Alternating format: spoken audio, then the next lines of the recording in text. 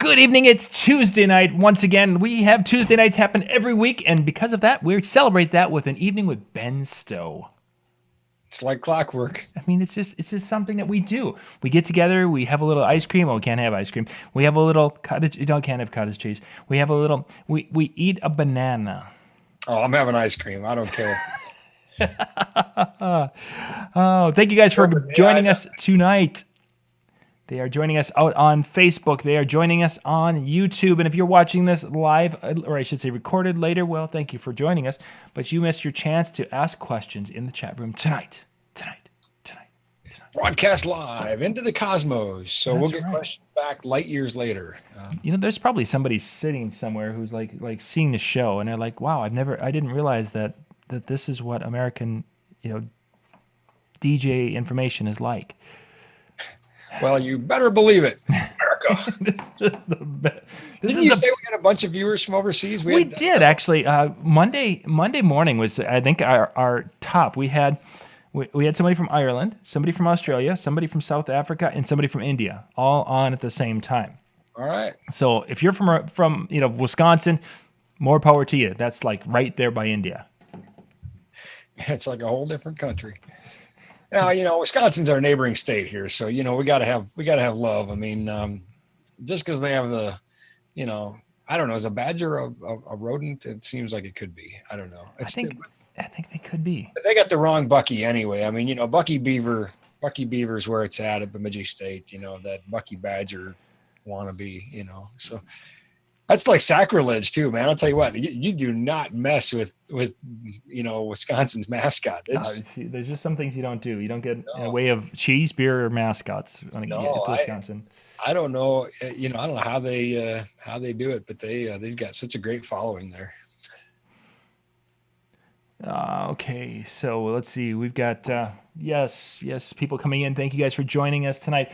The Wisconsin people are coming in droves now, pitchforks and torches. Yeah. Reggie's with us tonight, and he had some kind of bummer news, and we'll have to chat about that a little later, Reggie, after the show. You can fill me in on that. That will be good. I'd like to find out more about that. There was and then Howie mentioned somebody from Spain last night. So we've had some people joining us from all over. It's very cool. I worked a couple weeks in Spain, and it's always interesting, how much different cultures can be, and yet how much the same we are too. I think it's kind of fun to sort of compare notes, as it were. I think both they enjoyed it and we enjoyed it, and it's always interesting. Mm-hmm. That it is.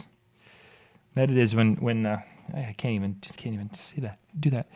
When Brian talked about going over to Italy and such.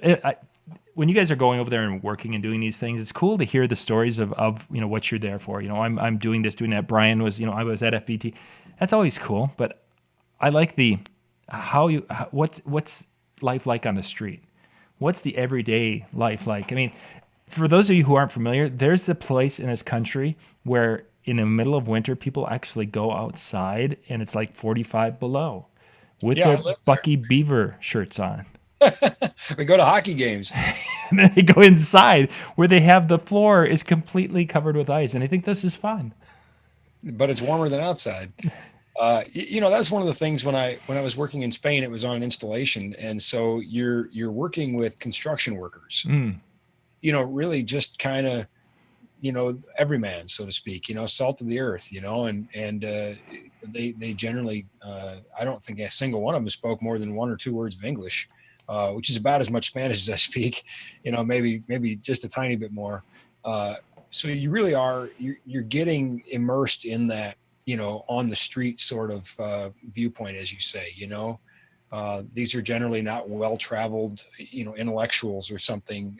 So you really do have a lot of opportunity to compare notes, on that, real everyday sense, and wandering around on the streets ourselves, just trying to find a place to eat and that sort of thing.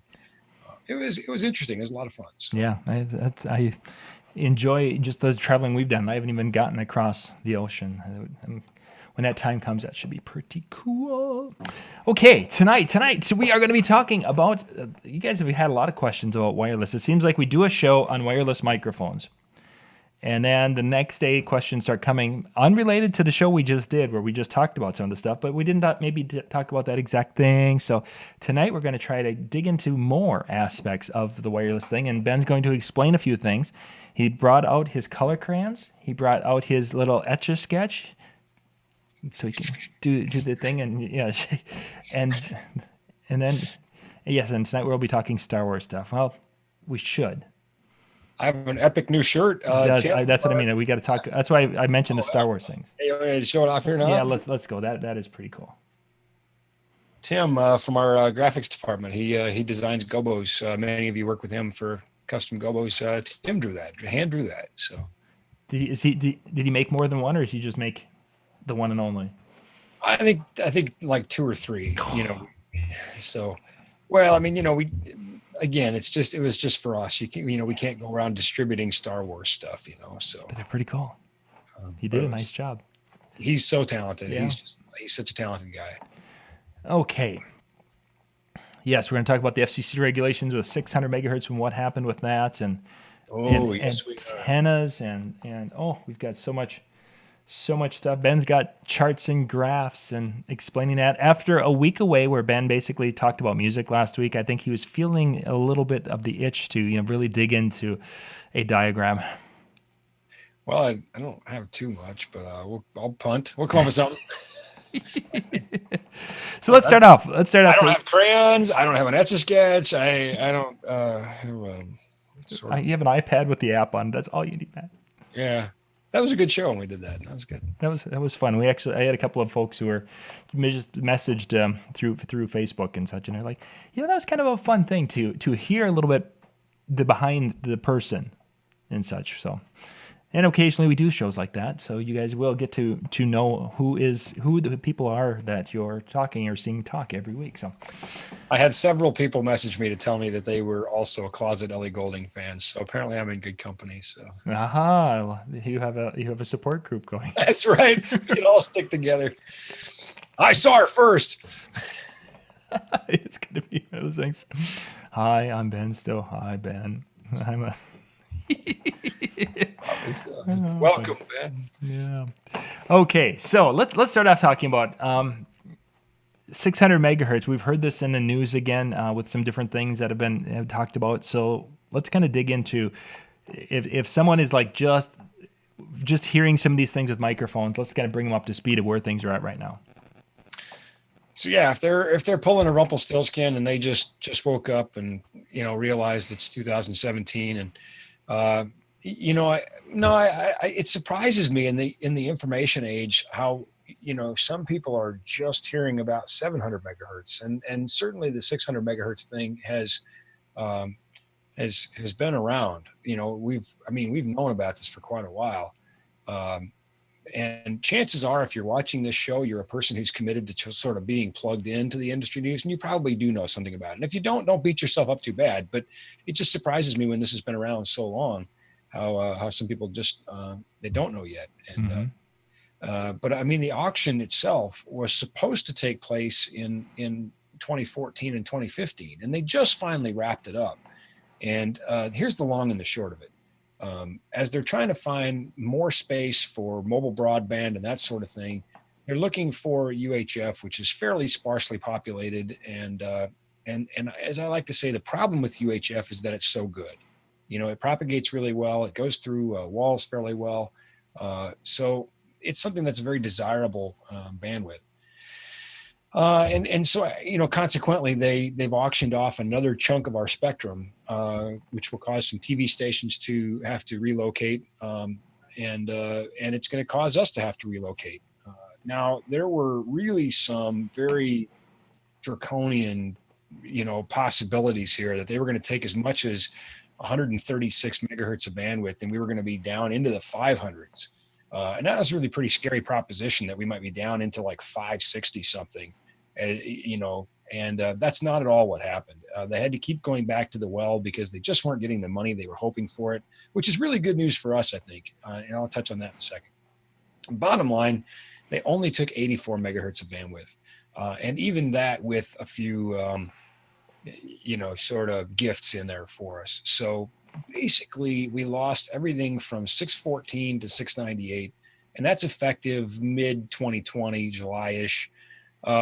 We never had 608 to 614 anyway. That's TV 37, and so that's reserved for medical telemetry and radio astronomy. And so, in effect, we still have 470 to 608, which is plenty. I mean, it's not good that we lost 84 megahertz of bandwidth, and nobody's thrilled about it.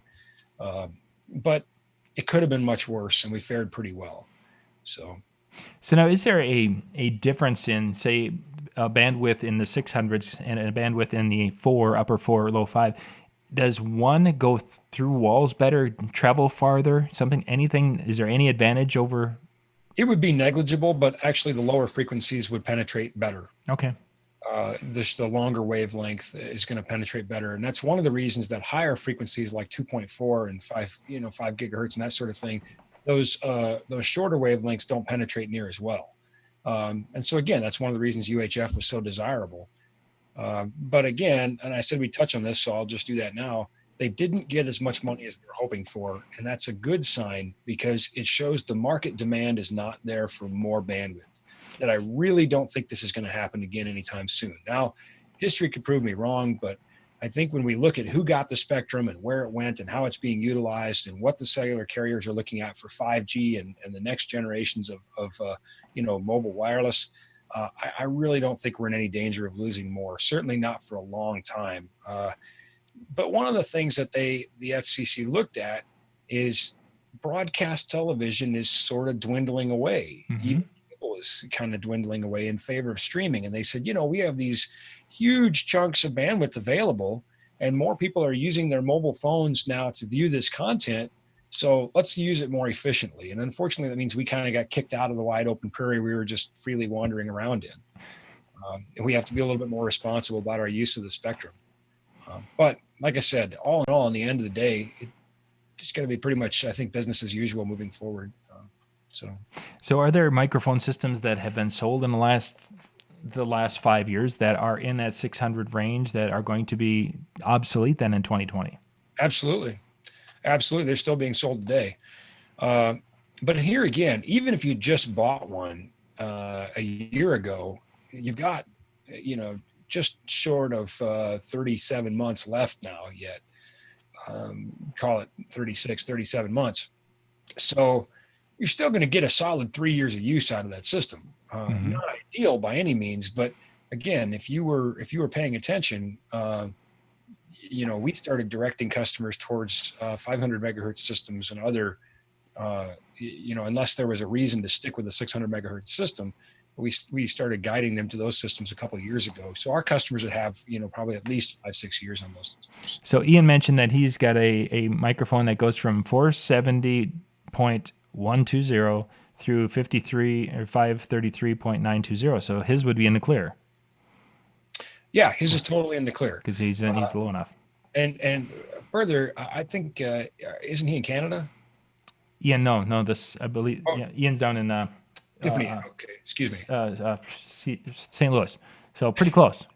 Well, ironically, I have a picture from St. Louis we'll use later. So good. Stay tuned for that. Just trying to include you in the show, Ian. So. Yeah, we do have an Ian that is from Canada, but no. Yeah, I know he contributes fairly regularly too. And so this again is a U.S. thing, and I haven't really been paying attention to what's going on in Canada. So. Yeah. Very good. Just checking the. I've had my hands full paying attention to the U.S. Yeah, I would think. So now that system that you did the other day, you sent your. It felt like you were sending the intern off to do the go. Bye, Tony. That's a walk, Tony. It had that feeling to the video, but so you sent Tony down. Now what was that? And because you guys got about was that 951 feet? Yeah, over 300 yards. Yeah, and there's we had a few comments that were some valid and some somewhat silly. That was with factory antennas with the system at about waist height. Certainly, if we'd have elevated those antennas, we'd have probably had better range. If we would have used a different antenna, we would have had better range. But seriously, at 1,000 feet, you can't see him anymore anyway. Really, he's a speck. Yeah. So It was sort of the point, Now other people talked about, and this is something important we can kind of get into, somebody else said, well, yeah, but it was outdoor line of sight. And that's true. More often our signal drops indoors within 100 feet come from other reasons. Come from things like radio waves bouncing off of walls and things that we would call multipath fade, where the radio signal is essentially interfering with itself and creating nulls. And there's some ways around that. And in those situations, sometimes less transmit power is better than more because you don't have as much bouncing around. Right. So anyway, I think the most confounding thing about radio is that you can't see it. If you could see what was happening with those waves, it would probably, make a lot more sense to people. And so, yeah, nerds like me, we have to kind of visualize that and say, oh, well, here's what I think is happening, So in that particular application, what frequency range was that unit broadcasting on? Something in the 500s. So that was, I don't remember exactly what, but it's something in the 500s. Yeah, no, that's good enough for our conversation. So that was in that happy range where it can still get. Now, if a person would have had because I know there's a microphone systems that are at the 2.4 gigahertz. Now, will that have the same range with that, or would you just expect it not to quite have that much range because it's a little higher in a frequency scale? I would expect it not to. All systems are not created equal. Some systems use more transmit power. I've seen some with like 100 milliwatt of power. I haven't tested them because I don't have a great deal of faith in them to begin with. So to me, even if it performed at 1,000 feet, I know what's going to happen environmentally when I put a bunch of phones with Bluetooth and Wi-Fi and stuff in there. I wouldn't really have bothered to test it. It might be fun to see, but first and foremost, I don't think it would go 1,000 feet. And second of all, I don't care if it does. Mm-hmm. So now, could you, in a particular case, so let's say again we're at the 2.4 and we wanted to go that longer distance just by using some of those. Katie put up a thing on Facebook with the antenna systems. Mm-hmm. Would something like that give you the additional, or do you need to have a bigger transmitter on that microphone side? Well, yes. You mentioned two exclusively mutual things. Certainly getting like a beam antenna or something, anytime you upgrade your antenna, you're going to improve your range. And we do have antennas that will upgrade 2.4 gigahertz systems and certainly would be expected to improve the range. But also, of course, a better transmitter, is going to help as well. Chances are you're not going to be able to change the transmitter, though. Right. You get what you get. So in this case, we sort of toss that one out and say, well, the antenna is the way to go. And now what Katie posted is a UHF solution that's good for 470 to 698. So all of the legal frequencies today, and certainly just as valid with what's coming, 470 to 608. And then some little slices in there in the guard bands and sort of just kind of fries at the bottom of the bag, really, but that's the D-fin, of which I brought one of mine. I own a couple of these and I love it. And a couple reasons why. I mean, one is we see that it's got this fin shape, like the shark fin. Mm-hmm.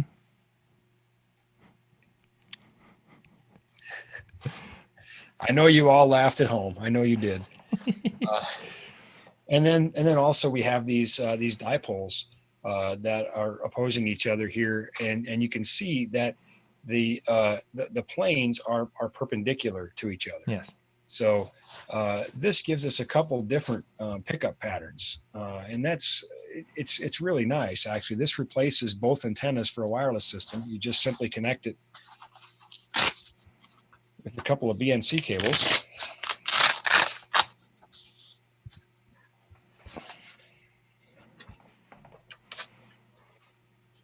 There you go. So you just plug in your BNC cables here. Mm-hmm. And because these antennas are orthogonally opposed, oops, I just hit a button with one of the antennas. Yeah, we're good. We're still here. Oh, good. Hi. Oh, we're back. So because these two antenna planes, vertically and horizontally polarized, are orthogonally opposed, as is the electric and magnetic fields of a radio wave, you're less likely to have those multipath fades with an antenna like this. Plus, you have, let's just pop this thing open again real quick here.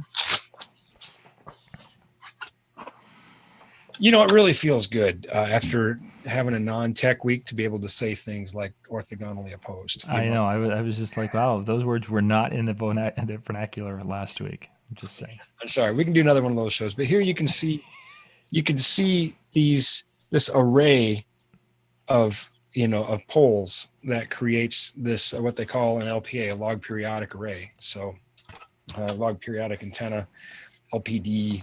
There's all kinds of bat wing, shark fin, poison. Anyway, that's a focused directional element, and then the two poles that we saw sticking out the side give us. Actually, I have some pictures. You know what? I do have some pictures. Let's look at pictures. We have been waiting for the pictures. It's not on an Etch-a-Sketch. No, I'm sorry, gang. You were hoping for the Etch-a-Sketch. Bear with me 1 second here, and let's dial some pictures up. Okay, what do you got? You got some pictures? Yeah, we're looking at James and the Giant Peach. Yes, James and the Giant Peach. And can you see my mouse right now? Let's see. Yes, I can. You are down there right about where James goes into the Giant Peach. Yeah. So, well, that happens to be James running front of house. James has taken up a new career. That is awesome. We all aspire to be sound engineers. So this is James down here at front of house, and this is the stage. And this peach represents the pattern of the LPA element or the fin, with the antenna being right here. X marks the spot, as Indiana Jones says, right? Mm-hmm. X never marks the spot. X marks the spot. Here's your obscure movie reference for the day. And so what we see here is that the antenna is picking up much more in the forward direction of the fin and less behind it. So it's focused. The energy is focused. Okay. Yep. Let's see. Okay, good. What we see here now is this is the dipole elements of the antenna, and we can see that it's more of a figure 8 pattern. We can see that it's picking up both in front and behind, but we still have nice focused energy in the front. And so here's the resultant pattern total, with that D-fin antenna being right here with James and the Giant Peach. Nice. So long and short of it, it's going to substantially improve things. Plus, the added benefit, when you take this antenna and you mount it on a mic stand or something, just any old standard off-the-shelf mic stand, and you put it up above, you reduce the number of walking bags of water in between your antennas. You make people sound, the guests at a party sound so loud. Hey, you walking bag of water, get out of the way. Well, get off my lawn. In audio vernacular, I've also heard them called giant bags of blood. So, bottom line, radio waves don't like water, and people are made up a lot of it. And so if we can get this above that and preserve line of sight, we can avoid all those walking bags of water out there. Nice little feature they put on here too is they've got a little screw that allows you to kind of adjust the angle of the antenna. So that's kind of nice. Very, very nice. I have several of these. I use them all the time. I use them with nationally touring acts. I use them with microphones and IEMs. I'm a big fan of this antenna. It replaces, 2 antennas with one and dramatically improves the reception that I get. And certainly helps avoid, again, because of its horizontal and vertical polarization, it's very unlikely you're going to have nulls in both of those planes simultaneously. So it becomes a very solid and reliable antenna.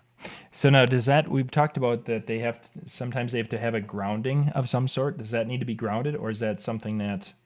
No, what we're referring to there is a quarter wave monopole needing that ground plane of the receiver chassis. In this case, we have functionally an LPA and a half wave, so we don't need that ground plane. We just need quality RG58 BNC cables from our receiver to the antenna. And then we're good to go. You're good to go. Yeah, it's really quite simple. It takes a minute or two to set up. No, not even a minute, honestly. I mean, less than a minute. So I think this will fit in. Ian's question, sure, rack mount for one mic has 2 antenna. The receiver has 2 antennas. Mm-hmm. Does he need 2 fin or just one? I think you were just answering that, but let's give you the... So your receiver has 2 antennas on it, right? Yep, 2. Yep, we're talking about one receiver with 2 antennas, right? Yep. Okay, you just need 1 fin because the 2 antenna connections go right here. I need to move it over so I can see. There they are. So then you'd need So, the BNC connector to go from the back of the unit to that. yep. And And I know a guy. I know a place you can get those. So, well, Katie can get actually, them for us. yes, absolutely. Katie's running a great special on the DFIN. Again, killer antenna. I mean, I own a couple myself. What more can I say? You know, I'm not going to waste my own money on some piece of crap. So, Or more importantly, you're not going to use something that in the field could fail and cause issues where people are like, oh, so you're supposed to be so good and it's not working. well, listen, I mean, you know, I understand brides can be very particular, and I'm not discounting the wrath of an angry bride, but listen, you till you've worked for rock stars. Yeah, exactly. That's what I'm saying. Thinking of rock stars when you're working these sporting events where you have got coaches and the staff, you can't have. Oh, it's not working. Well, sorry guys. Yeah, you certainly try to stack the odds in your favor to prevent failure. So anyway, um, yeah, DFIN's an excellent antenna. Love what it does with its horizontal and vertical polarization, orthogonally opposed. Uh, you know, anyway. Good. Okay, Ian's got another question, and Ian, thank you for putting the capital with questions. This makes it much easier for those of us who are old and blind to see it. So, once he buys a fin, does he always have to use it, or can he just use it in the proper situations? Oh no, I mean, you know, your wireless receiver is not going to get jealous with you. You can go back. You know, I mean, once you go fin, you never go back. But you know, oh yes, he did. That was so wrong in so many ways. I know, right? But we need some comic relief here. Comic relief, or we're going to be trying to offend someone. We haven't done that before.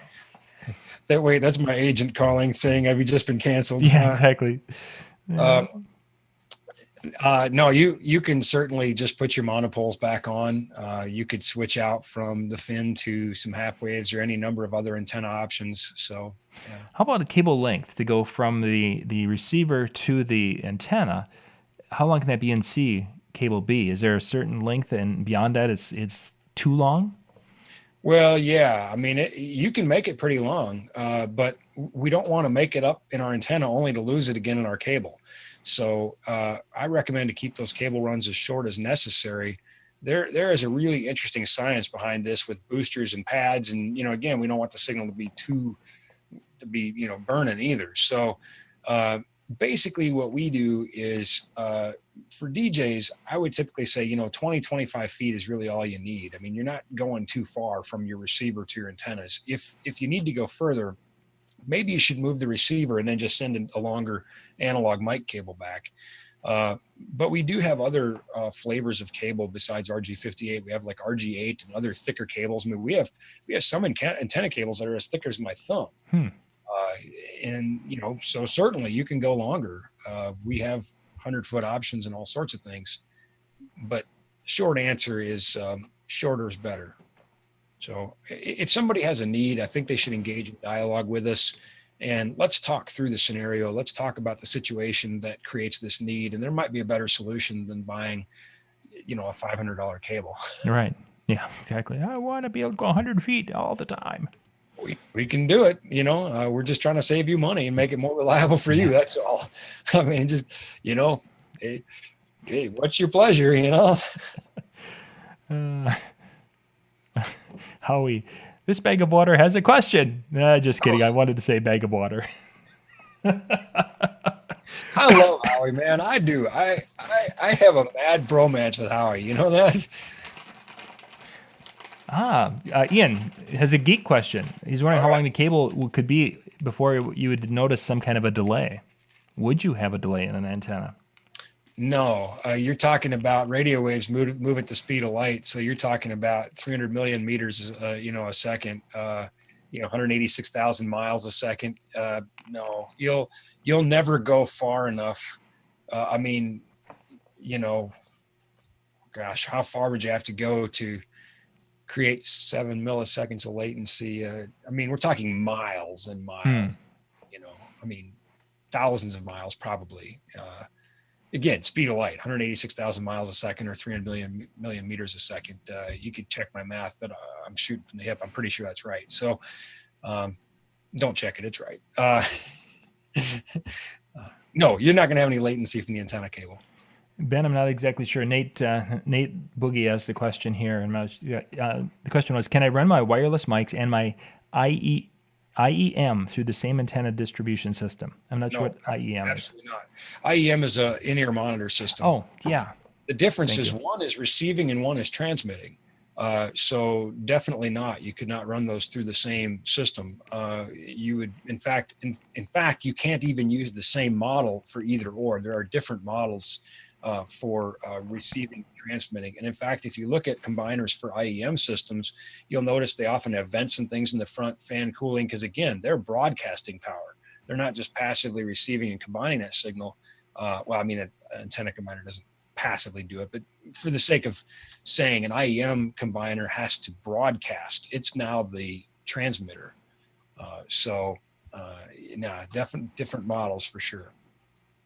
We can help you figure out which models are most appropriate for your application, that sort of thing. I also recommend spacing these in your rack. It's okay to have an IEM transmitter and a wireless mic receiver in your rack together, but I don't like putting them side by side. Again, one's putting out RF power and the other one is trying to receive RF power. So let's not get in our own way here. Is there something a person could put between the two, and that basically would be like a insulating barrier? Probably. Come on, Star Trek had the force fieldy things that when you and then you couldn't go through. It'd be cool. Yeah, we could probably look at some kind of metallic substance or something, and I'd have to sit down and think about why that wouldn't work. Simpler answer: just put a couple rack spaces between it. That's a much better answer. You go over here, and stay there. Yeah. That's a much simpler answer. It doesn't require too much engineering. Yeah, but it's much more fun the other way. Well, let's see. If we use a combination of barium nitrate to create this and unobtainium and put this here. And I'll be up all night now. Thanks. Who's got the plutonium? Bring me plutonium. We have those new EL mounts that mount on speaker stands, and you can put a fixture on them. They're very, very cool. If you haven't seen them, they're very cool. And somebody asked me what they were made out of, and I answered just off the cuff, unobtainium. And somebody got mad at me. Like, they actually got mad at me. I'm like, lighten up, come on. Because we all know it's kryptonite. Yeah, it's clearly kryptonite. Let's face it. We're trying to keep that guy in a red jumpsuit from getting too crazy. We're in the entertainment industry. Let's have a little fun, shall we? So, for those of you who are interested in checking out some wireless microphones, in the description below and off to the side there, depending upon if you're on Facebook or YouTube, we've got a link there to some of the different wireless systems that NLFX Pro has, and you can go check those out. If you have questions, you can get in touch with Katie or Ben, and they'll be able to get you some answers. If you want really high-tech answers, you can talk to Ben, but if you want answers that'll get you going quicker, talk to Katie. Yeah, Katie's very sharp too. She's certainly competent, not just somebody sitting at an order desk.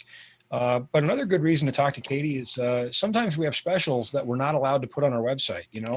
Sometimes there's specials Ben doesn't know about. most times there are specials I don't know about. I love when Katie posts a special because people start messaging me and they're like, "What's the deal on this?" I'm like, I don't know.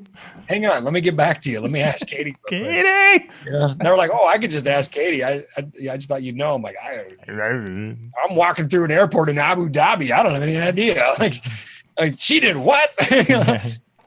No, she's fantastic. She's looking out for the DJs, and she's finding great products like the DFIN. And when I saw her special on the DFIN, I said, "Oh, that's awesome," because I have a couple myself. And it's certainly yielded a number of questions that she's referred to me, but I think she's pretty competent and can answer a lot of them herself too. Yeah. And I'm not the only nerd at NLFX. Let's be honest. I'm surrounded with some really smart people, and it's just a great camaraderie there, where we've got a few other people that can get those answers back to your rep or talk to you directly. You're not stuck with me. Yeah, there's lots of different options. Okay, so we talked about the microphones. We talked about the 600 megahertz system. You'd mentioned earlier that there wasn't the demand for those frequency ranges that I think they were expecting. Who ended up kind of getting into that frequency range, and what are they? Have you heard of what they're doing? Are they going to make them data or cell phone, or is there something special they're doing with them? Yeah, a lot of it went to cell phones, and they just went through what they call the allocation phase, where they sort of decided who got what. And one of the things they tried to do is sort of hold some of that frequency, some of that bandwidth for some of these smaller carriers, these regional carriers, U.S. Cellular and that sort of thing. They wanted to keep it out of the hands of Verizon and AT&T to sort of give some of these smaller carriers a chance. T-Mobile bought a ton. I'm here. I got a map. Let's go. Let's go map. Let's pull this up. It's the map. It's the map. It's the map. Now, I have to say, okay, you see the map? I do. T-Mobile. I do not recall where I got this map, so I apologize to whoever published it. It was one of the wireless trade magazines, I believe, but I don't recall where I saw this. So please accept my apologies for using your map. I don't remember who to give credit to. So, but this map shows, the amount of spectrum that T-Mobile bought in that 600 megahertz. And so you can kind of see they got some all over the place, basically. So explain to me what I'm seeing here now. So we let's say up in our neck of the woods, between yourself and up in the Bemidji, that area, did that mean that they bought this 650 megahertz range? It means they bought. We're talking about the width of bandwidth that they bought. How much of it they bought. So up there, they bought 50 megahertz wide. Right. Okay. Exactly. I'm getting you. That's pretty substantial. They're making a pretty major move there. In other places, they didn't buy as much. You can see certainly, in Southern California here, and on New York metro area and that sort of thing, Boston, all that. They probably already have really good coverage, and so they didn't need that. So obviously they're looking at what's going to be in the best interest of their subscribers. How they think they're going to make the best use of this. Okay, so let's look at the Gulf of Mexico. That is an interesting thing. I wonder. I mean, are they literally trying to, or thinking that they're going to be transmitting signal out over the water like that? Well, you got a lot of oil rigs down there, that's all I could think of. I don't know much about what happens in the Gulf of Mexico. Yeah. So I know I've got a lot of good friends that watch the show that are down in the Gulf, and maybe they could shed some light on it. But the only thing I could think of was, the shipping commerce and the oil rigs that are down there. Giving them coverage in that area. I did wonder a little bit how they're going to propagate. I suppose they'll put towers on those rigs. Yeah, I would almost imagine. I wonder if it carries farther over water without having the sound. Obviously, when we're doing an outdoor event in the summer and you're by a lake, it could travel across that water very quickly. Well, there's some differences in the way that radio waves travel with relation to, how they're polarized against the earth and that sort of thing. And I don't think we could simply say that's why we're covering that much area. I don't think that's at all close to the truth. Okay. Very interesting. I do have another picture though I saw, and I mentioned Ian is in St. Louis. Yeah. Yeah. We want to talk about St. Louis. Well, let's talk about Ian actually mentioned that they do have cell towers on the rigs. Well, there you go. So now we learned something. Thank you for that. I didn't know. And Robin thinks is saying that it's probably to help Mexico's coverage. I think that would be it. So they can have signal on both sides of the wall. I don't know.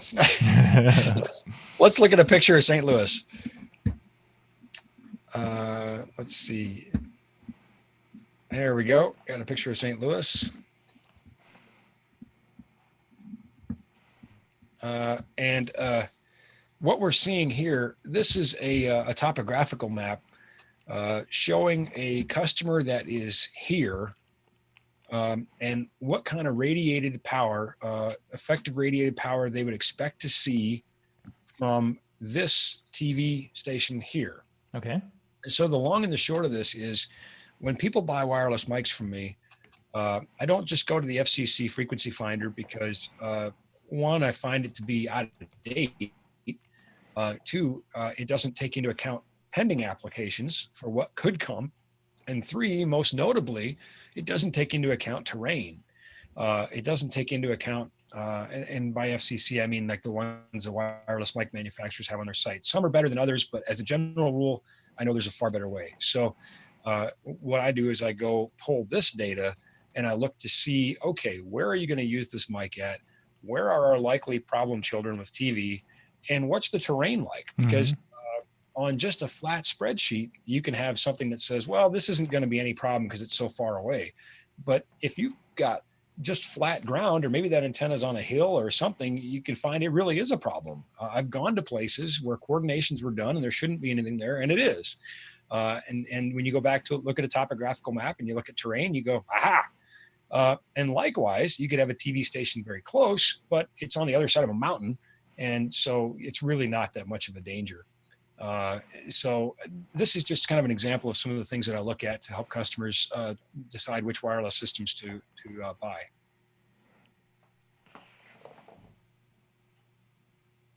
I put you to sleep? No, I'm following the chat. Ian said he it must be close to his house down there. Well, yeah, I'm spying on you, Ian. I told you I would put you in the show, so we put that right at your house. No, it's actually a customer and a good friend I have down in Imperial, Missouri. So that I used for that, but just nice. His lucky day, I happened to have that. I happened to save that picture. That was the graphic. Yeah. Just checking to see. Okay.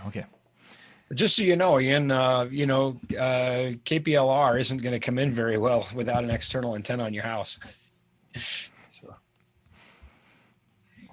It's very interesting that T-Mobile is pushing as much as they are. Well, you got to do something, you know. I mean, they're in business to win like everybody else. So. Well, we got a few minutes left, Ben, and then we're going to wrap things up. Did you get a chance to follow any of the Apple announcements yesterday? Just ever so briefly, I saw that they've got an answer for some of the talking box in your house. I saw the new iMac Pro and iOS 11, and I tell you right now, it's just a very, very, very busy time for me.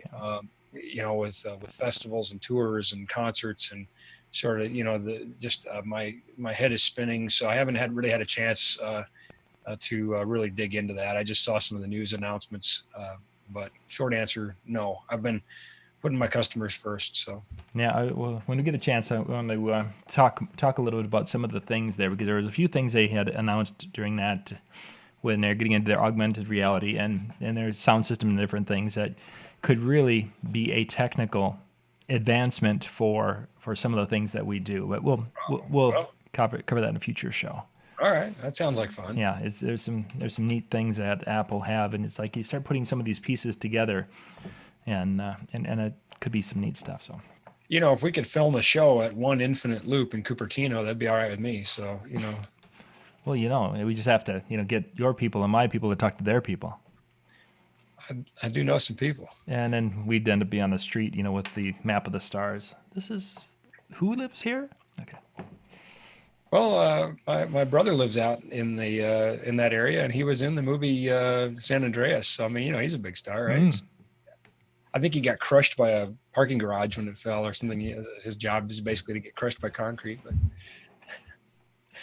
But somebody was asking what concerts do you have upcoming that you'll be working with? Oh Lord, golly. We mentioned Flow Ride is coming up. Yeah, Flow Ride, Engelbert Humperdinck. Golly, what else? Leroy Parnell, Craig Morgan. Three Doors Down. That should be pretty good.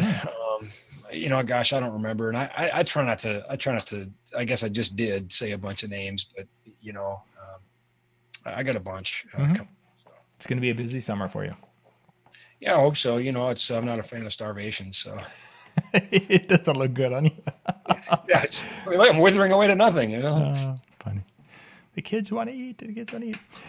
Well, gang, we're going to wrap things up. Thank you guys for being with us, either on Facebook or on YouTube. If you have any questions or anything to that effect, after this show is over, the chat will move to the bottom of the video. Please put any questions there you'd like us to answer after. If you're watching this in the recording a little bit later, you can definitely put any questions down, and we'll kind of follow the comment area.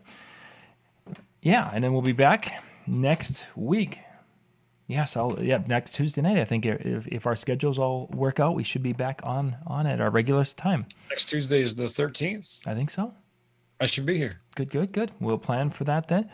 Once again, everyone, thank you for being with us tonight, and we will be back in about 15 minutes with Brian Red. The link's down in the description below. Thanks, everyone.